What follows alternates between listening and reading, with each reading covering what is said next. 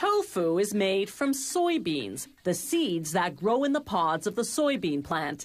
They contain 40% protein, more than double the protein in beef or fish.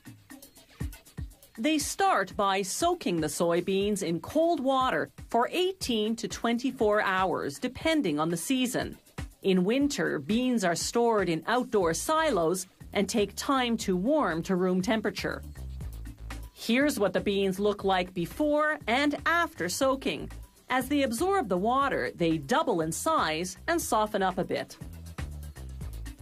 The bloated soybeans go onto a conveyor belt, where a rotating device transports them to a crushing machine.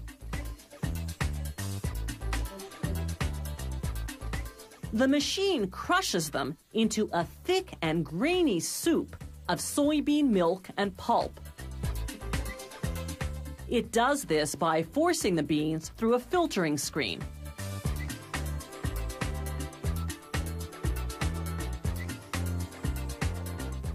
Next, they transform the soup into a paste by heating it in a steam cooker for 3 to 4 minutes. Then it's into a centrifuge machine. As the chamber spins, the centrifugal force separates the milk and pulp. The milk passes through a cone-shaped filter, while the pulp, called soy meal, sticks to the sides of the chamber. The soy meal goes off to be sold for cattle and pet food. The milk stays behind to be transformed into tofu. Still piping hot, it goes into a coagulation tank to be thickened into curd. But first, they add different herbs and spices because this batch will be sold as flavored tofu. Then they add the coagulant, magnesium chloride, along with water to activate it. Then more stirring. It takes about 15 minutes for the soybean milk to congeal into soybean curd, otherwise known as tofu. When it's ready, it's still steaming but pretty soggy, so they run it through a perforated cylinder to drain as much liquid as possible.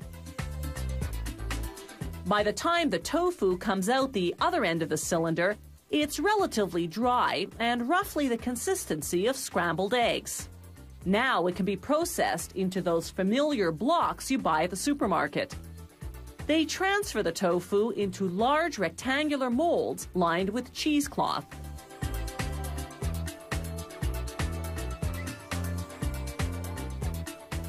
Then it's into a press that applies 59 kilograms of pressure. This squeezes out most of the remaining liquid and molds the lumpy, loose tofu into a firm rectangular block measuring 38 by 74 centimeters. They cut the block lengthwise and widthwise into 54 blocks of 300 grams each. Tofu itself is pretty tasteless, but like a sponge, it absorbs the flavor of whatever it comes into contact with. They drench this batch in a spicy marinade to make jalapeno-flavored tofu. After verifying the weight of each block, they package the tofu with a sprinkle of spices for garnish.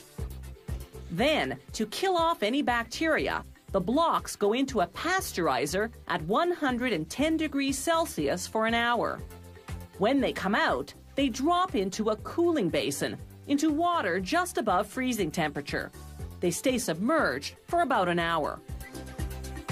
Tofu comes either pre-flavored or plain. It also comes in different textures. Firm tofu maintains its shape in soups and stir-fries, while soft tofu and silken tofu are ideal for blended dishes and desserts.